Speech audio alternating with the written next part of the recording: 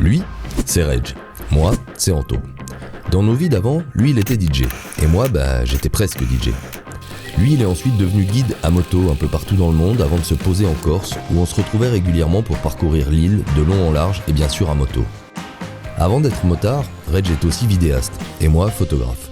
Nous avons donc eu l'idée de rassembler nos différentes passions, l'image, la musique et bien sûr la moto, et de les partager avec vous. Pour débuter cette série, une destination s'est imposée à nous comme une évidence. Une île qui offre en particulier aux motards, comme aux photographes, un formidable terrain de jeu, la Corse. Sur ce bout de cailloux incroyable, nous sommes allés à la rencontre de personnages attachants, passionnants et passionnés, et qui pour rien au monde ne quitteraient ce coin de paradis. Vous êtes prêts ? Allez, c'est parti. Wreck and Ride.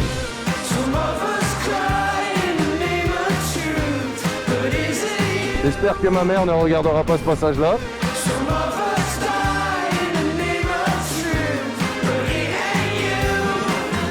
Là, c'est un de mes passages préférés.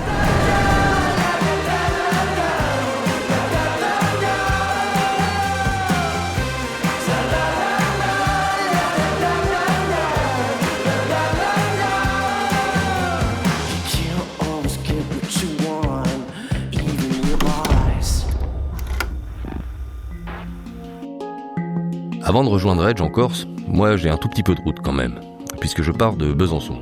Je pourrais bien sûr prendre l'autoroute, mais ce serait mal me connaître et ce serait d'une tristesse sans nom. Non, moi je vais emprunter, si la météo le permet bien sûr, la mythique route des Grandes Alpes, également appelée RGA, qui part de Suisse et qui descend jusqu'à Nice, où m'attend mon bateau. 39 degrés en bas, Rambo, canicule, col de l'Iseran, 12 degrés et la pluie. Puis enfin Nice. Sa promenade des Anglais, pas d'anglais, alors je file prendre mon bateau. Dans la file d'attente, sous le cagnard, on se fait des copains qu'on retrouvera à bord, puis enfin, juste avant l'insolation, on embarque. J'arrive la Corse, j'arrive Reg. La traversée, rien à signaler, mis à part que j'ai décidément pas le pied marin. Ça tombe bien, on n'est pas là pour refaire Thalassa. J'arrive donc à Bastia, où je vais retrouver Reg. La première fois que je suis venu ici, c'était il y a plus de 30 ans. Oui, je devais avoir 8 ans. Mais l'émotion reste intacte à l'idée de fouler à nouveau le sol de la Corse. Reg est un peu à la bourre, normal. Il est à l'heure corse, lui, depuis plus de 15 ans. J'en profite donc pour visiter à nouveau cette ville que j'aime particulièrement et où effectivement on commence rapidement à sentir que le temps a une autre valeur ici. Salut à tutti, così, Avec nous, il sera question de moto, mais pas uniquement. Alors, si vous êtes ici pour parler mécanique, vous risquez d'être rapidement déçus. Non, ici, on parlera de voyage, de route, de paysage, d'odeur, de musique, de bouffe éventuellement, mais surtout, on parlera de belles rencontres. En parlant de belles rencontres, voilà Reg qui arrive. C'est pas trop tôt. Lui et moi, on s'est connus il y a plus de 20 ans. On était tous les deux à notre manière dans la musique. On est désormais tous les deux dans l'image et tous les deux motards. On a donc naturellement décidé d'équiper nos machines et nos casques afin de capturer au mieux nos trajets. Oui, visiblement, ça fonctionne. Ça règle même. Allez, enfile ton casque et on y va. Allez, feu. Ah mais alors, on fait quoi aujourd'hui? Regarde alors mon pote Émile. Tu vas voir. C'est qui? C'est un mec qui fait tout. Ouais, génial. Tu vas voir, l'Émile, il est pas que photographe, il est aussi luthier. Et pas des moindres. Il fait des guitares classiques, mais ultra classiques. Et c'est un peu ce qu'il y a de plus pointu, ce qu'il y a de plus rare. Parce qu'ils sont plus très nombreux à fabriquer ce type d'instrument. Ce qui est bien pour lui, c'est qu'en Corse, il reste des clients pour ce type de guitare. On arrive chez Émile. Et ça fait du plaisir.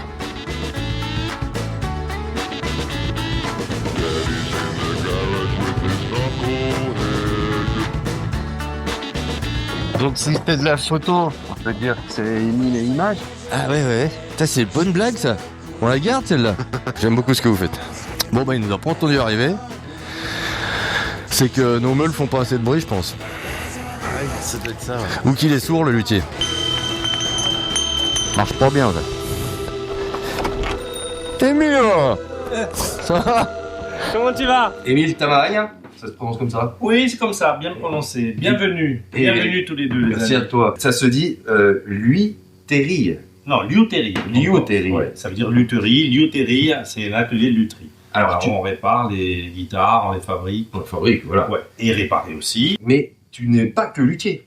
Tu es aussi. Et non, ouais, je suis pas que luthier. Tu es aussi photographe. J'ai plusieurs cordes à mon arc. Je Ah suis oui, photographe. notamment. Pas d'autres. Musicien. Oui.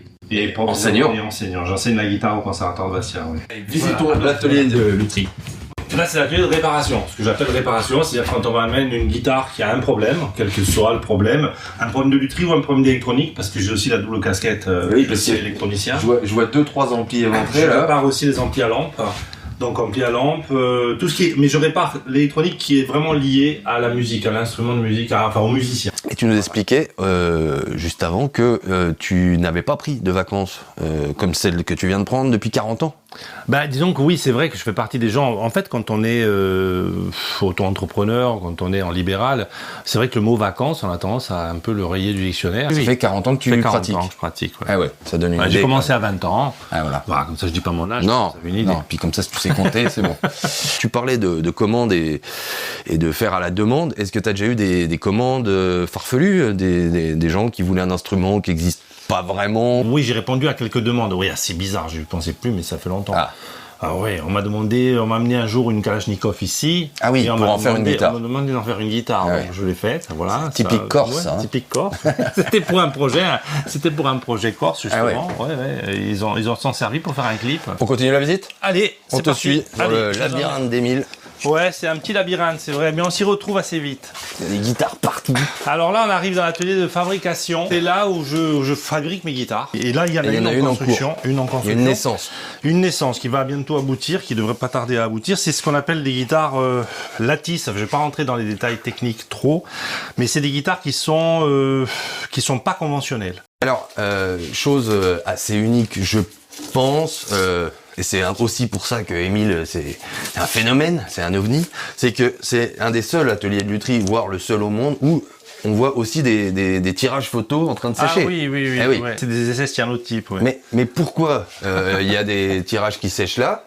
C'est parce que la pièce d'après, Ah oui, il y a c'est ton labo. Il y a un petit secret. Allez. Il y a mon labo photo derrière. Montre-nous ton labo. Ouais. Le labo d'Émile. Et voilà le labo photo. Tu te contentes pas de faire tes photos ni de les tirer. Tu pratiques le sténopé, mais Oui. en plus de pratiquer le sténopé, tu fabriques tes sténopés. Je les fabrique, ouais. Pour ceux qui ne connaîtraient pas le concept du sténopé, c'est l'ancêtre de la photo. C'est des supports 4x5 comme ça, dans lesquels on insère le film, normal, comme avec une chambre, exactement le travail d'une chambre. Et donc on insère le truc. Une fois que c'est inséré, on ferme l'obturateur, on enlève. Voilà, là on met le film à jour. Et si je baisse l'obturateur, la lumière passe. C'est incroyable.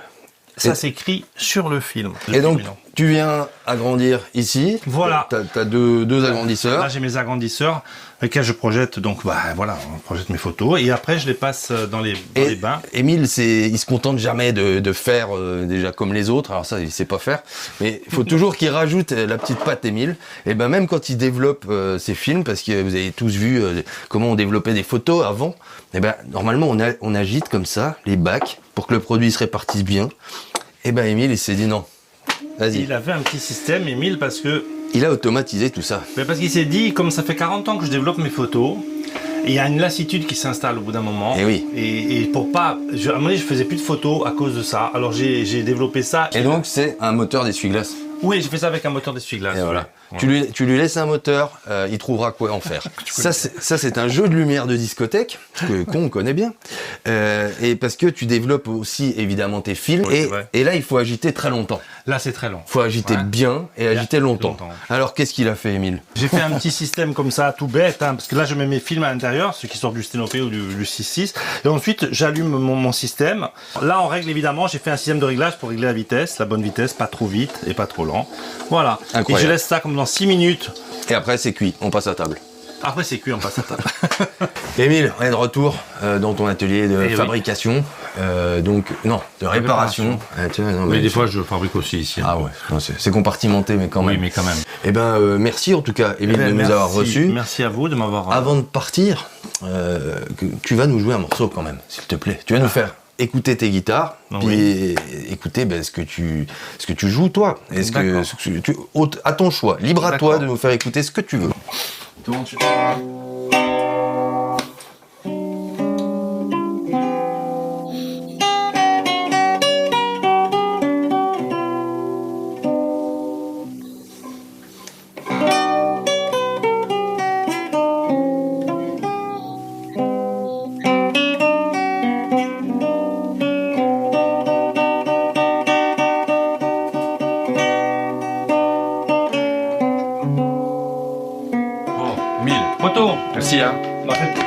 Et ça fait toujours plaisir. Allez, te voir. À bientôt. Basi, hein, comme on dit. Hein. Allora, baci. Baci, Baci baci. davanti. Ah. Baci davanti, un abbraccio. Oh putain, Un faut abbraccio. que je révise mon corse. Ouais, faut que un peu, mais c'est rien. Et maintenant, on a rendez-vous avec l'ami Henri. La transition est toute faite, puisqu'on passe d'un fabricant de guitare, motard, photographe, à un guitariste qu'on va vous présenter, et pas n'importe quel guitariste. Rock and roll. Quand elle fait bip bip bip, ça veut dire qu'elle s'éteint ou qu'elle s'allume? 3 bips et 2 bips, je crois. Ouais, mais lequel est lequel? Donc là, je vais mettre un rec.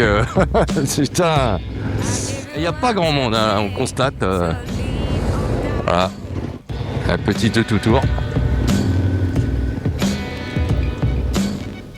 You give me until 10, so it's up to me to survive or to disappear. But you think that too. Alors qu'on aperçoit Herbalunga au loin. Herbalunga, l'un de mes villages préférés du pays. I hear your heart beating, and you feel me breathing. I smell the cold still in your hand. You see my fears while reflection in mine. The beat of the black heart, the beat of the black heart. Give rhythm to rage, iron revenge. The beat of the black heart.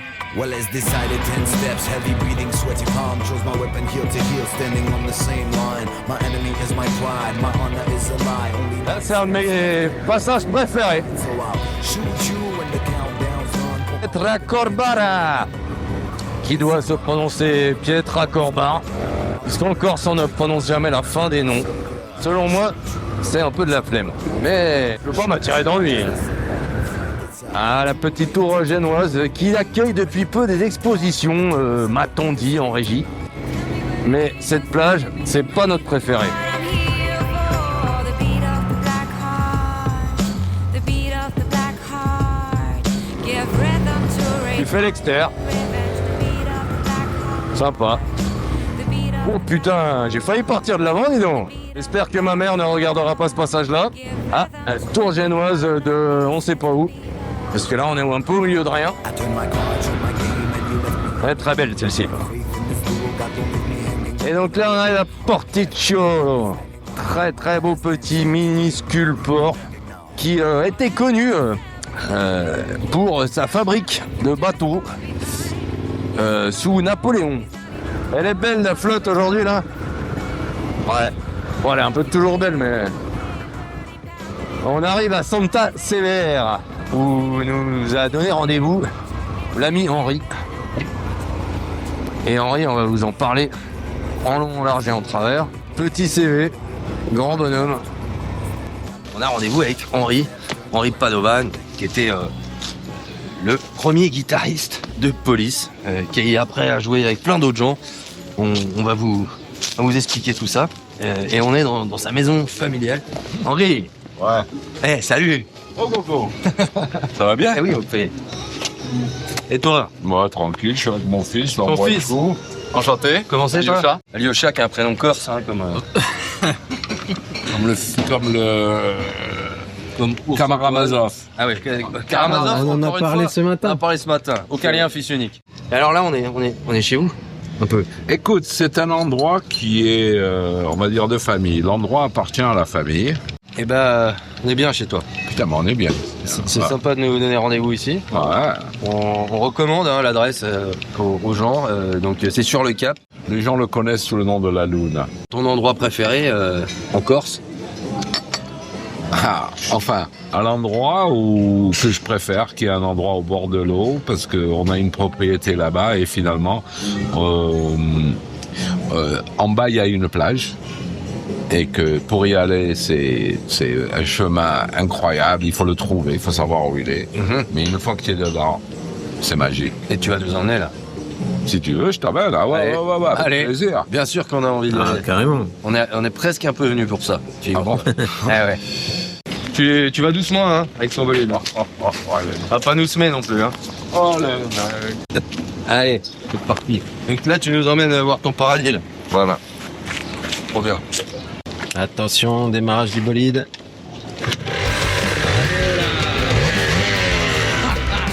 Le DT 125 Yamaha de 90 est prêt avant nous. Allez, on dessus, Henri.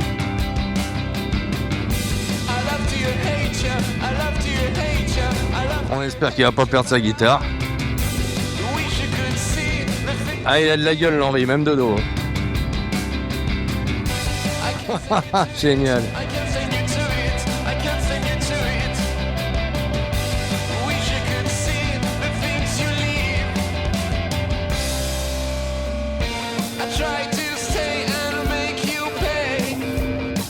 Ah yes. Excellent. Comme ça, hein. C'est comme ça. Allez, montre-nous ça. Passage secret pour plage secrète. Tu vois ce que je fais, Il y moi a même un accroche-casque. Petit, là, tu as trouvé ça? Ah, attends, je me fous. Là, c'est le rez-de-chaussée. Là, j'ai tout nettoyé. Il y avait des arbres qui poussaient dedans. Donc, Valérie Damido, là. Là, j'ai tout nettoyé, machin. Moi, je vois bien une petite cheminée, là. Béton ciré taupe. On a le temps. Quand j'avais 18 ans, je campais avec ma copine dans la casette. Et j'avais tous les potes qui venaient me demander si je pouvais leur prêter la casette. Pour amener leur copine. Pour ramener leurs copines, mais personne ne savait. Nous, on nous a parlé d'une plage, quand même. Hein. Ah bon? Ah ouais. Ah, on n'a peut-être pas des visiteurs, mais peut-être sur la plage, les mecs sont venus passer l'après-midi, quoi. Eh ben, il n'y a personne, les mecs. Et voilà, c'est mon endroit. L'endroit, Henri, ok? Non, là, c'est très bien. Le soleil, il tombe assez vite parce qu'il passe contre les arrières, mais bon, là... Ah oui, il laisse. Ah, il baise. C'est génial quand même, on était en train de parler de toutes les gonzesses que lui a amenées ici et de toutes les gonzesses que ses potes ont amenées ici. Et là, exemple.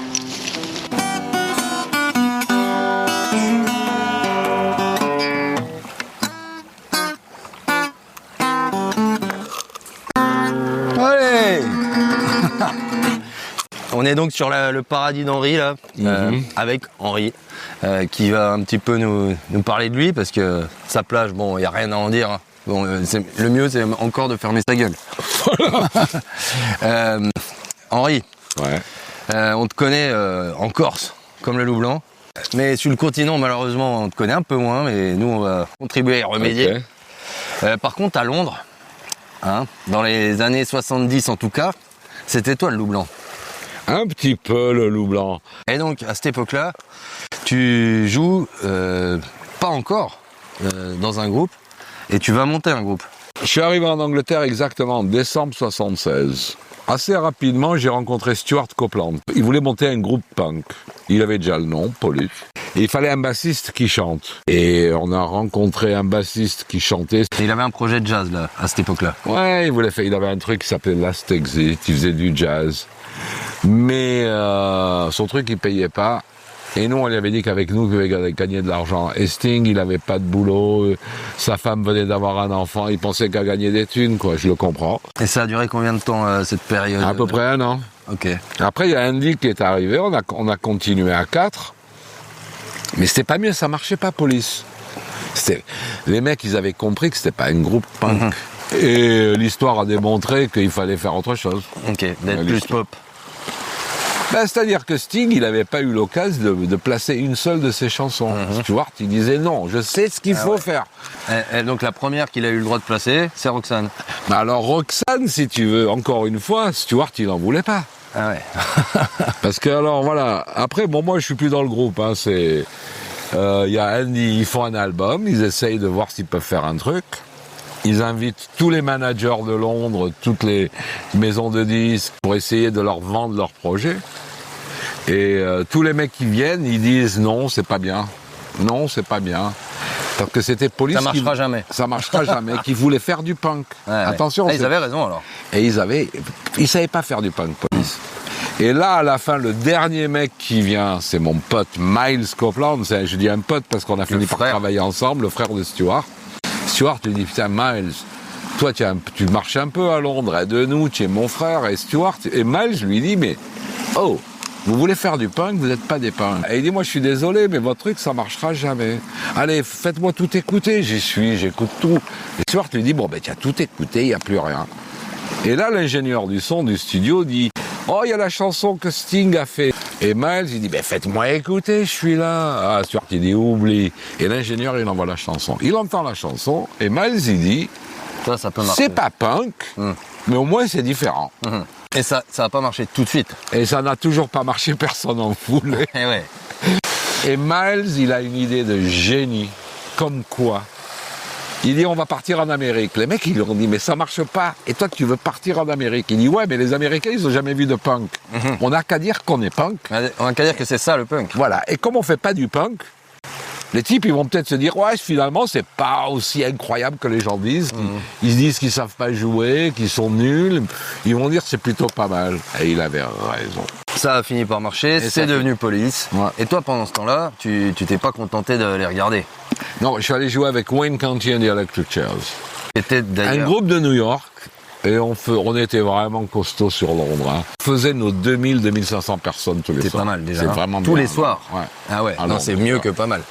Et alors, si on je dis pas prenait de même conneries, Police voilà, en si je première dis pas de partie. conneries, vous avez proposé à Police de faire votre première partie. C'est pas qu'on l'a proposé, ils ont fait notre première partie. Oui, non, mais voilà. Mais c'est Ils avaient venu de rien. vous. C'est venu de vous un peu.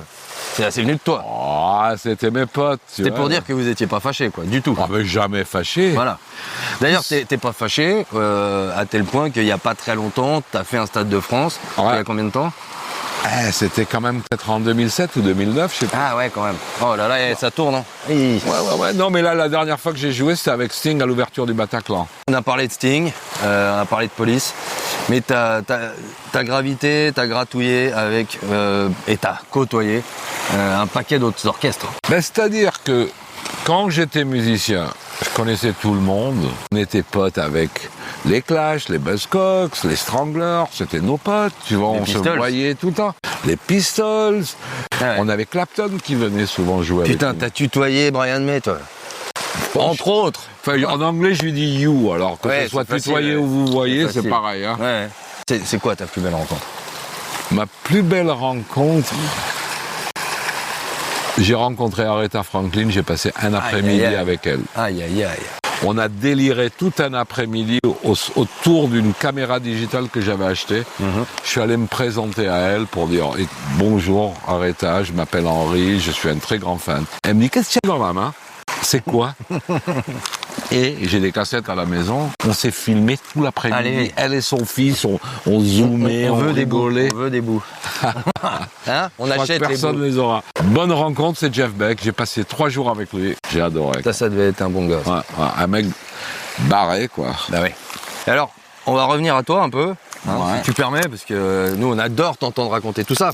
Et aujourd'hui, Henri, depuis, on va dire, 5 ans, tu t'es recentré un peu sur ton cap. Ouais. Depuis ton village, depuis ton studio, tu fais une émission de radio que t'envoies en Angleterre, Ouais. qui est balancée sur les ondes anglaises. Ouais. Et ce qui m'a plu, c'est de refourguer aux Anglais leur propre musique. Et alors, depuis peu, tu refourgues la musique des Anglais aux Corses. Sur RCFM. Et eux, tu leur fais découvrir du rock and roll. Mais écoute, c'était un petit peu l'idée. Ça leur plaît. Moi, ça me déplaît pas. Je trouve que les Corses, ils sont très rock'n'roll. Mais en tout cas, nous, on te remercie de nous avoir accueillis dans ton petit coin de paradis où des joyeux plaisanciers sont en train de jeter l'ancre. Et Ils font de tout ici, les plaisanciers. ouais, hein, en arrivant, on a cru voir un truc. Hein. Non, on a dérangé Je sais pas, deux il y a- personnes. C'était, putain, les pauvres. Ah non, c'était parfait. C'était coitus interrompus. Ça pourrait être un super nom de morceau si ça n'a pas déjà été fait. Non, un bon nom pour votre émission. J'avais une chanson, j'enregistrais un album. Et il fallait un batteur reggae rock. Alors j'appelle Stuart Copeland et je lui demande s'il veut jouer de la batterie pour moi.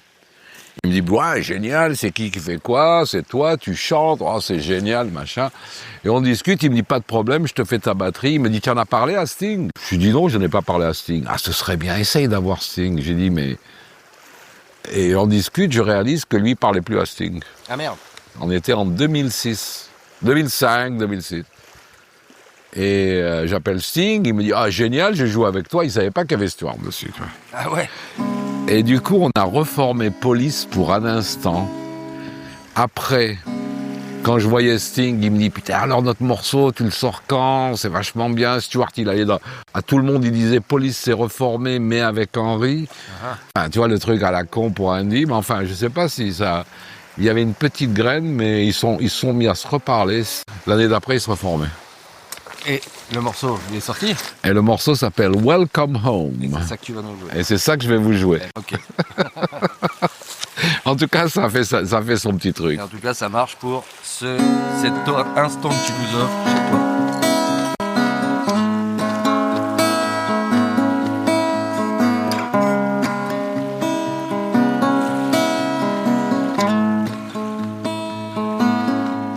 Ville limitée, monde comblé et surpeuplé. Vie liquidée, planète sautée et désaxée. Big festival des morts vivants, fantômes et fœtus de toute race. Rouge, noir, jaune et blanc bec. Faites gaffe aux humains rapaces. Welcome home, sweet home. Welcome home, sweet home. Ce n'est pas parce que tu n'es pauvre que tu n'es pas invité. Ce n'est pas parce que tu n'es riche que tu es initié. Welcome home, sweet home. Welcome home, sweet home.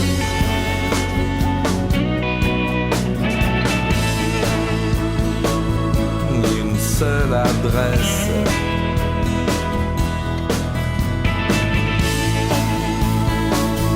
Planète Terre.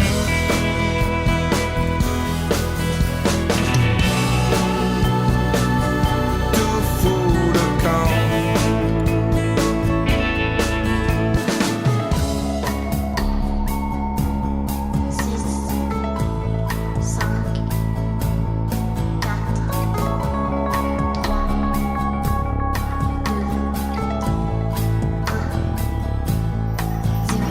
Séjour de courte, moyenne, longue durée, en solo, en tandem ou en gratin. Payable en espèces. On aurait adoré faire durer un peu plus, mais il nous reste de la route avant la nuit. Chacun son destin. En tour, mon coco. Merci Henri. C'était super. Merci beaucoup. On se voit quand alors? Bientôt? On se voit tout vite. Ah. Les gants de chantier.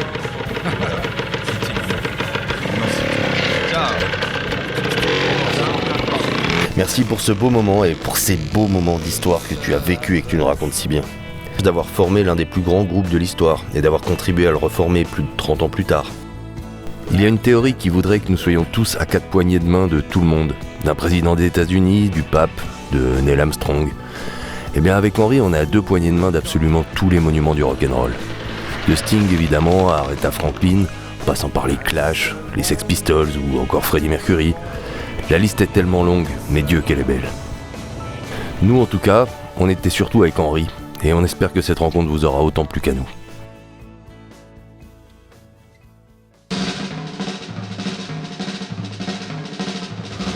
Donc on vous emmène, parce que je parle quand même à nos chers amis téléacheteurs, à qui nous vendons une destination, bien sûr, de rêve, s'il en est. On vous emmène aujourd'hui manger chez Marlène, et rencontrer Marlène surtout.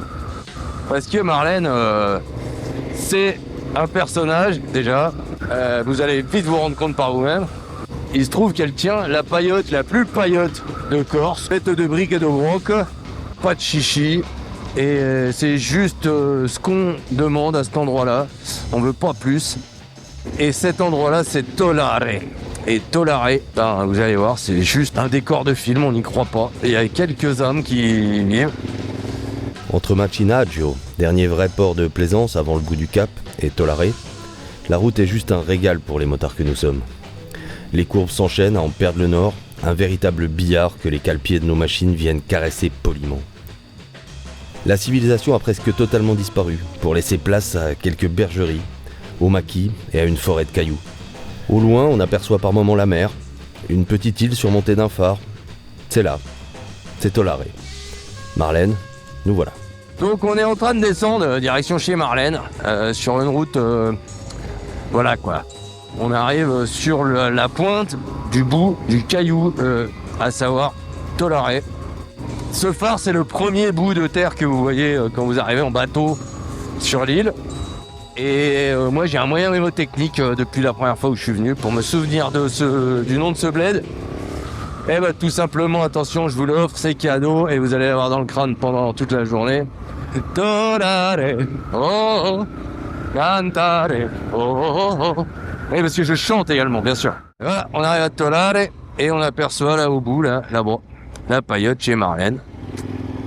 Et les gens, voilà, ici, sont en plein stress. Voilà, monsieur, dame, c'est ici, le petit coin de paradis. Bienvenue chez Marlène. On y est. Là, à table. Et voilà, c'est comme ça que ça se passe au bout du cap, chez Marlène, à Tolard. Tout vient sur des roues. À l'époque, c'était à dos de mulet, mais maintenant, c'est les camions qui les amènent. Et vous pouvez venir manger ça ici, sur la terrasse de chez Marlène. Regarde, la Marlène, 15 balles. Pain maison, défonce. Steak, pas trop cuit parce que j'ai demandé saignant. Petit oignon confit. On n'est pas là dans une émission de critique gastronomique, mais c'est un très bon plat. Je le recommande. Chaudement. Voilà.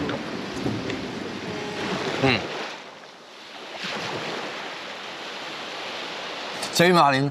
Salut Anto. Ça va? Très bien, merci. On est dans ton bureau? Oui. On va appeler ça comme ça? Oui, un très beau bureau. Il y a pire, hein? Ah, il y a pire, je comprends, oui. Alors on est à Tolaré. Derrière nous, il y a le phare et l'île de... La Giraglia. Ah, ça, j'aurais pas su le prononcer. Donc, la Giraglia. La Giraglia. La Giraglia. Et donc, toi, t'es en gros né ici? Oui, à Ersa, au village juste au-dessus où il y a la chapelle, ouais. Parce qu'ici, ça dépend d'Ersa. Exactement. Alors, Tolard, on va vous montrer après un petit peu l'intérieur du village. Vous allez comprendre quel paradis c'est, quel endroit un petit peu sauvage c'est. Explique-nous un peu l'histoire du village de Tolard. C'est un village de pêcheurs au départ, je suppose. Historiquement, en tout cas. Oui, oui. Alors, à l'année, combien tu penses qu'il y a d'habitants? À l'année, il y a 6 personnes. Comment tu as décidé d'ouvrir cet endroit absolument parfait? Eh ben, la paillote chez Marlène. J'avais 21 ans. Je fréquentais avec mon mari, mon pauvre mari, qui est de la Castaniche. Et un jour, il a décidé de me dire, montre-moi un peu ton village. C'est que tu nais donc sur Ersa. Et où c'est que tu allais à la plage quand tu étais jeune. Donc, je lui ai montré le village de Tolard. Et en promenant sur la plage, il m'a dit, et si on montait une paillote? Il n'y avait rien. Il n'y avait rien du tout. On est parti de rien. Parti de rien. Ok. Et puis, je me suis dit, pourquoi pas? C'est un pari un peu fou parce que jamais personne ne l'a monté. Pourquoi nous? Il a dit si on essayait. Donc on a essayé et depuis 87 je suis là. Donc ça fait 37 ans. Tu lui dis 37 ans? Oh là là là, c'est une vie que oui. C'est une vie que tu as passée là. C'est une vie, oui. Et c'est toi qui amènes la vie ici. Oui. Parce que quand on descend à Tolard, s'il n'y a pas chez Marlène, il n'y a rien. On jette un œil puis on fait demi-tour. Oui. On fait plou. C'est-à-dire que les gens sont habitués depuis des années à venir là. Et puis, c'est un peu le souvenir de mon mari, que je garde voilà, précieusement. Tu lui rends un hommage, je pense, chaque jour, en entretenant ce coin de paradis. Ah oui, qui est magnifique. Personnellement, j'aime tellement venir tout le temps. Et ça, pour moi, ça m'a paru évident. On fait une vidéo sur le Cap Corse. On veut rencontrer des gens qui nous ont touchés, des endroits qui nous ont touchés. J'ai direct pensé à chez Marlène. Vite fait, parce qu'on est... Quand même, il y a pas mal de motards qui nous regardent. Est-ce que tu as beaucoup de motards qui viennent ici? Oui, il y a quand même pas mal de motards. Mois de mai, juin. Ouais. Plus ou moins toujours les mêmes, d'ailleurs. Ah, il y a moi dedans, d'ailleurs. Ouais. Est-ce qu'ils sont chiants, les motards? Pas du tout, ils sont très sympas. Une bonne clientèle? Ah ouais. On aime les motards. Franchement, on aime les motards. Chez Marlène, on aime les motards. On aime les motards, oui. Tout à fait. Sur la carte, les gens connaissent pas forcément leur carte de Corse. On est à l'opposé de Bonifacio. Oui, tout à fait. Sur la carte, mais aussi dans l'esprit, ici. Oui, c'est des gens simples. Vraiment des gens simples, sympathiques, agréables. Non. Et alors, quand on se balade à Tolaré, on a l'impression, dans les mini-ruelles, de passer chez les gens. Tu vois, on est sur leur terrasse, et puis quelque part. Même sans faire exprès, on regarde à l'intérieur de chez eux. Donc, on n'a pas l'impression que ça les dérange. Alors, est-ce que c'est parce qu'ils sont habitués ou parce qu'ils... Oui, parce qu'il y a beaucoup de touristes qui passent dans le village, qui visitent. Quand ils viennent sur ma terrasse, ils me disent « Ah, quel beau village, est-ce qu'on peut visiter ?» Je dis « Oui, allez-y, regardez, vous verrez, c'est très joli.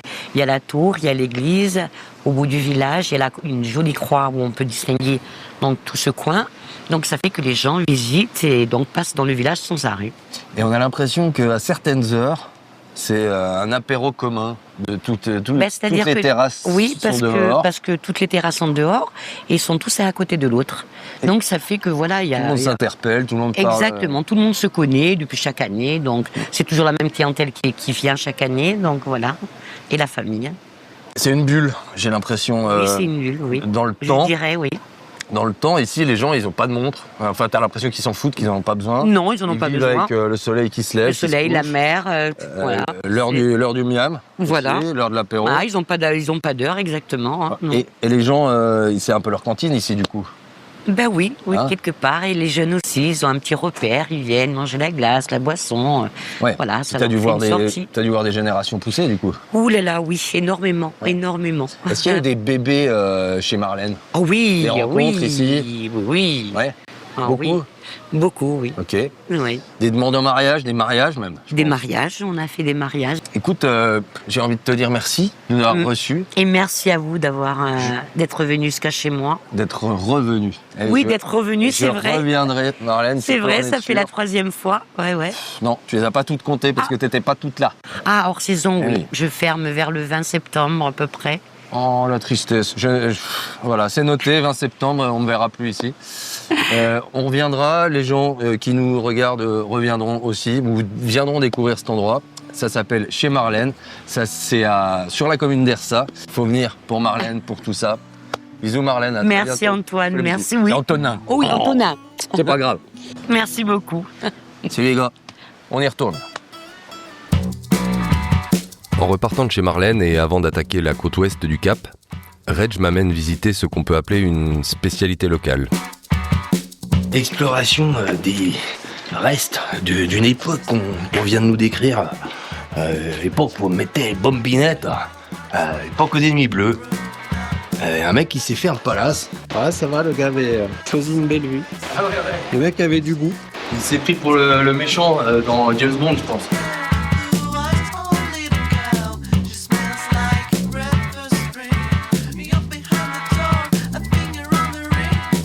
L'heure tourne et nous entamons la dernière partie de cette balade, et pas la plus vilaine. La côte occidentale du Cap, plus sauvage et plus vertigineuse, elle est parsemée de quelques rares villages accrochés aux pentes des montagnes. Nous ne résistons pas à l'idée d'en profiter au maximum, et prenons donc le temps d'emprunter l'actuelle route et l'ancienne route dans un sens, puis dans l'autre.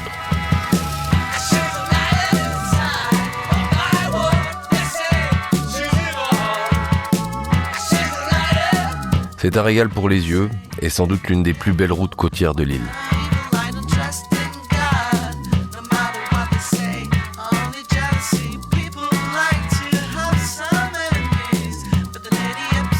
C'est aussi un festival de couleurs et d'odeurs.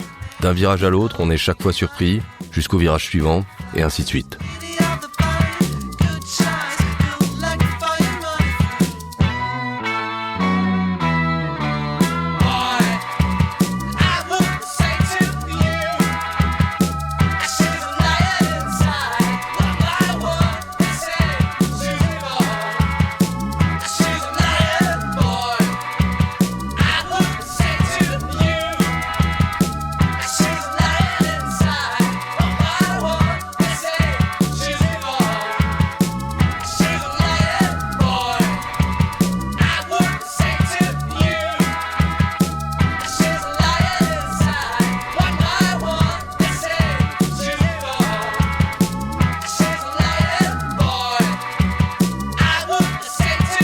L'après-midi avance, et nous aussi. Nous passons Saint-Florent, l'île Rousse pour rejoindre ensuite Calvi. On s'offre une petite pause à l'île Rousse, histoire de s'hydrater, c'est important. Et allons-y vite parce qu'on crève de chaud. Grave. Nous voici donc au cul du Hayabusa. Là, il fait vroom, il a un beau vroom, hein, ceci dit. Et nous arrivons donc au pied de la citadelle de Calvi. C'est donc probablement ce phare-là où tu nous emmènes, Fradé. Exactement. On approche gentiment de notre objectif du jour et de la fin de cette balade incroyable qui s'achèvera par une piste de quelques kilomètres, ce qui pour Reg est une formalité, pour ne pas dire une partie de plaisir, mais qui pour moi est une vraie première. Est-ce que c'est beau? Non, mais avec nos bécanes, là, ça va être de la rigolade. Ouais. T'es où? Je vérifiais que le rec était lancé. Attends-moi un peu, voilà, merci.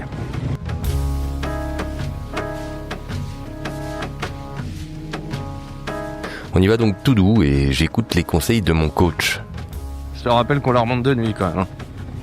Ouais, mais c'est pareil. Et de nuit, c'est encore plus facile parce que tu vois pas les cailloux.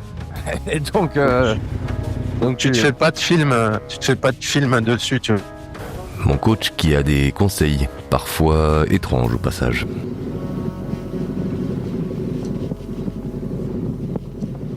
Si en termes de sensations, je ne suis pas encore bien à mon aise au milieu du sable et des cailloux, le sentiment de liberté est encore plus fort que sur la route. Et puis surtout, le spectacle est absolument fou.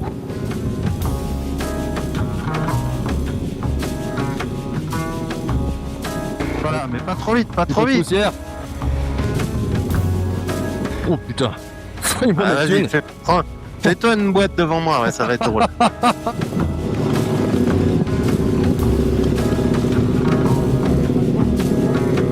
Sur cette piste, nous faisons la rencontre impromptue d'un jeune motard pour le moins original.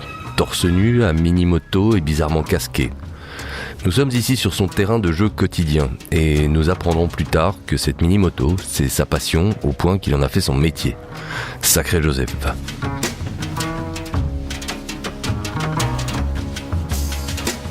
3 km 5, je crois. De nuit, ça va être sympa. Hein. Ouais, ça va. Joseph qui sera donc notre guide et nous conduira au-dessus d'une crique absolument superbe, puis nous le suivrons jusqu'à l'extrémité de cette fine bande de terre. Parce que là, c'est beau, je pense. Tu dois t'éclater avec ta mini-chiotte, là. Désolé pour le sable, je crois. Ouais, c'est pas grave. Que moi, Tu dois te faire chier à nous attendre. Ouais, il est un petit peu sympa. Les jumelles. Ça rec, là? Bien sûr, ça rec. Les frères rec. Allez, je pars devant. Hein. Vas-y. Eh, regarde-le, ce petit con. Comme il se fait plaisir.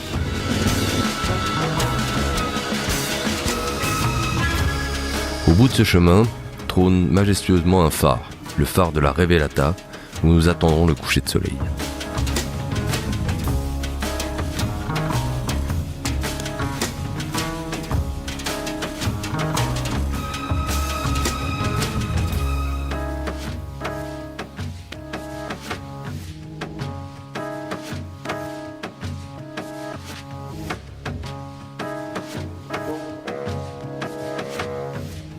D'ici, nous avons une vue imprenable sur la baie de Calvi et au loin, là-bas, sur ce cap corse qui nous aura offert une journée mémorable.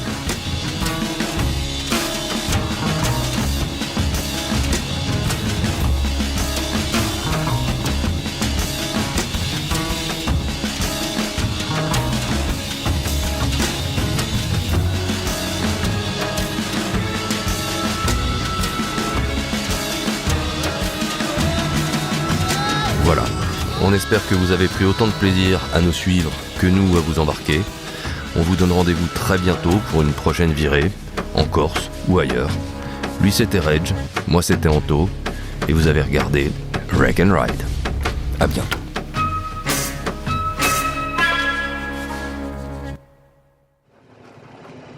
Voilà. Ouais. Petit peu tendu, mais ça va. Je vais pas trop vite. Non, c'est bien. T'es en une ou en deux? J'étais en... Deux. Ouais, moi aussi.